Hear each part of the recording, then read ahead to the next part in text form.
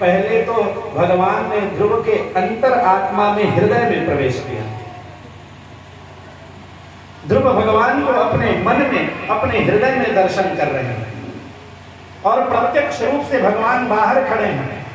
बाहर आकर भगवान बोल रहे हैं कि अरे ध्रुव, मैं प्रसन्न हुआ तुम्हारी तपस्या से, मैं प्रसन्न हूं, बोलो, उठो, वरदान मांगो। पर ध्रुव जी तो समाधि की स्थिति में है और अंदर प्रभु का दर्शन भी पा रहे हैं। तो प्रभु ने मन में विचार किया कि जब तक इनके अंतरात्मा में जो बसा हुआ वासुदेव, उसको मैं आकर्षण नहीं करूंगा, तब तक यह भक्त प्रहलाद उठने वाला नहीं।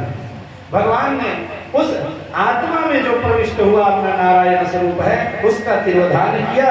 भक्त ध्रुव छटपटा कर उठ खड़ा हुआ और जैसे ही प्रभु को सामने देखा, स्तुति करना चाह रहा है, बोलना चाह रहा है, पर कुछ बोल नहीं पा रहा।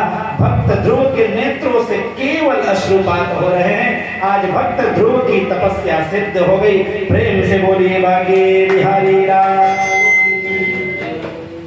भक्त ध्रुव को भगवान ने दर्शन क्यों दिया? क्योंकि भक्त ध्रुव ने एक साधु का संग किया, उनके बात पे विश्वास, श्रद्धा विश्वास रूपिणम गुरुपदिष्ट वेदांत वाक्येषु विश्वासः श्रद्धा। श्रद्धा किसे कहा गया है? तो वेदांत नामक ग्रंथ में बताया गया है, गुरु उपदिष्ट वाक्य और वेदांत के वाक्यों में जो अमल करता है, उस रास्ते में चलता है, उस नाम को कहते हैं श्रद्धा। गुरुपदिष्ट वेदांत वाक्येषु विश्वासः, उनके बातों पे विश्वास करने का नाम ही श्रद्धा है।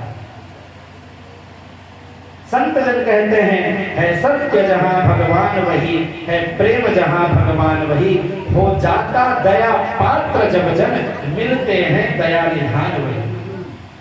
जब हमारे अंदर पात्रता होगी तो निश्चित ही भगवान हमें दर्शन देंगे। ऋग्वेद में तो एक श्रद्धा सूक्त ही है। श्रद्धा सूक्त का पाठ वैदिक जन करते हैं। श्रद्धा देवाय रमाना वायुगोपा उपासते, श्रद्धां हृदया अयाकूत्या श्रद्धया विन्दते वसुः। कहते हैं श्रद्धां देवाय रमाना वायुगोपा उपासते, और श्रद्धा हृदया अयाकूत्या। कहते हैं जो कोई व्यक्ति भी श्रद्धा को अपने हृदय में धारण करते हैं तो उनकी समस्त कामनाओं की पूर्ति हो जाती है, जो चाहे वो करने में समर्थ हो जाता है। आज भगवान ने बालक ध्रुव को दिव्य दर्शन दिया है। भक्त ध्रुव भगवान की स्तुति करना चाह रहा है, पर केवल अश्रुपात हो रहा है।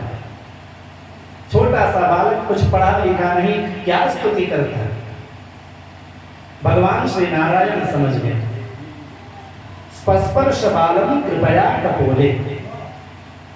भगवान श्री नारायण ने उस छोटे से बालक के दाहिने गाल पे अपना शंख स्पर्श कराया है, और जैसे ही शंख का स्पर्श हुआ है, छोटा सा बालक ध्रुव वेद वेदांत के वाक्यों के द्वारा भगवान की स्तुति कर रहा है।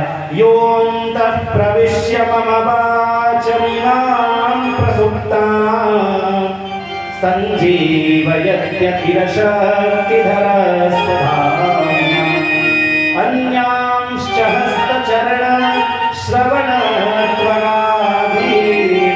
प्राणान् नमो भगवते पुरुषाय तुभ्यं। कहते हैं प्राणान् नमो भगवते पुरुषाय तुभ्यं। हे प्राण स्वरूप परम पुरुष भगवान, मैं आपको प्रणाम करता हूँ। यह अंतः प्रविश्य, जो भगवान मेरे हृदय में प्रवेश करके, योऽन्तः प्रविश्य मम वाचमिमां प्रसुप्तां, मेरी सोई हुई वाणी को जिन्होंने जगा दिया।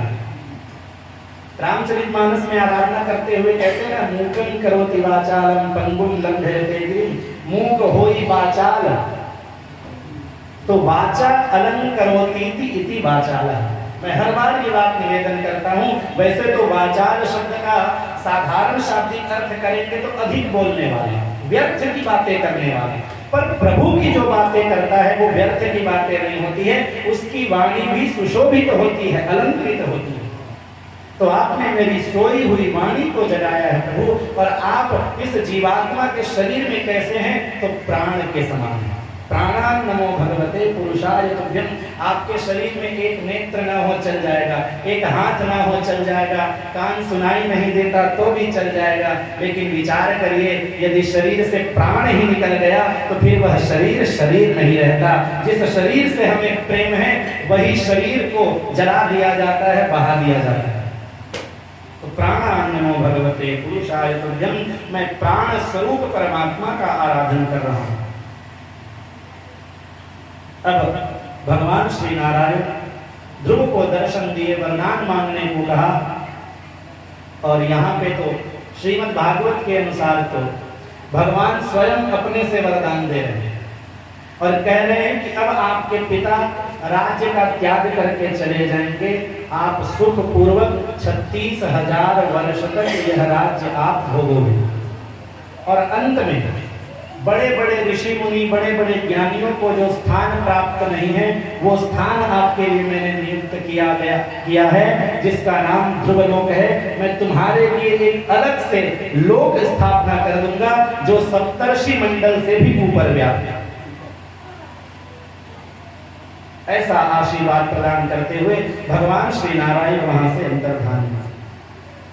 अब ध्रुव को ऐसा लग रहा है कि मैंने भगवान को प्राप्त करने के लिए यह तपस्या किया था, लेकिन भगवान तो पूरा मुझे माया में फंसा कर चले गए। और श्रीमद् भागवत के शब्दों में देखें तो बालक ध्रुव को ऐसा लगता है कि अभी तो मैं भगवान का ठीक से दर्शन ही नहीं कर पाया, तृप्ति ही नहीं हुई और भगवान ने अपने स्वरूप का अंतर्धान कर लिया। क्योंकि जो उनके भक्त होते हैं उनके स्वरूप का दर्शन करते नहीं थकते। ऐसा नहीं है कि एक बार आप मंदिर चले गए दोबारा नहीं जाना चाहते। भगवान की मूर्ति को, भगवान के स्वरूप को, यहाँ तो मूर्ति की बात है, वहां तो प्रत्यक्ष भगवान आए हुए, तो भला कोई ऐसा भक्त कैसे हो सकता है जो उनके स्वरूप को न निहारे। भक्त ध्रुव छटपटाया, पर प्रभु की इच्छा जानकर जब उनके पिता उत्तानपाद सभी राज्यों का त्याग करके, राज्य का त्याग किस भावना से कर रहे हैं कि मानो यह सब सारा राजपाट एक स्वप्न की तरह है। रात्रि गमिष्यति भविष्यति सुप्रभातम भास्वानुदेश्यति हसिष्यति पंकजश्री। कहते हैं कि रात्रि के जाने के बाद सुबह होगा। ये एक श्लोक है जिसका तात्पर्य यह है कि व्यक्ति ये सोचता है कि मैं अपने सत्कर्म, अच्छे कर्म बाद में करूंगा, लेकिन माया में फंसकर वो एक दिन मारा जाता है, पर सत्कर्म नहीं है। लेकिन राजा उत्तानपाद ने अपने राज्यभार को ध्रुव को सौंपा और उसके बाद भगवत प्राप्ति के लिए आगे निकल पड़े।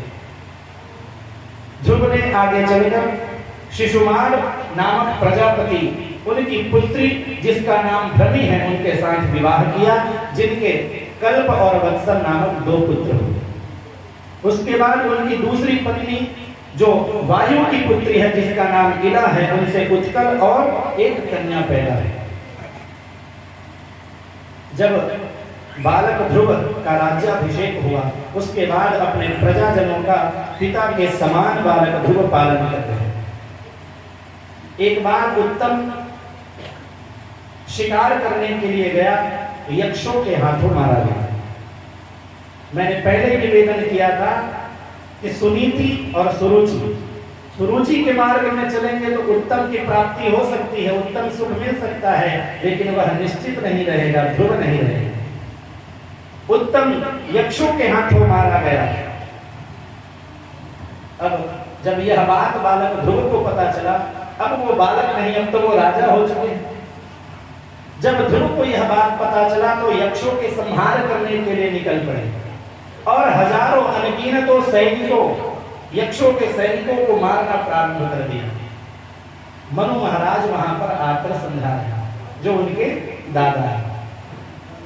मनु के पुत्र उत्तानपाद के ध्रुव, आज दादा ने उनको कहा कि अरे पुत्र, अलम वत्साति रोषेण, बस करो, क्रोध करना भगवान के भक्तों को शोभा नहीं देता।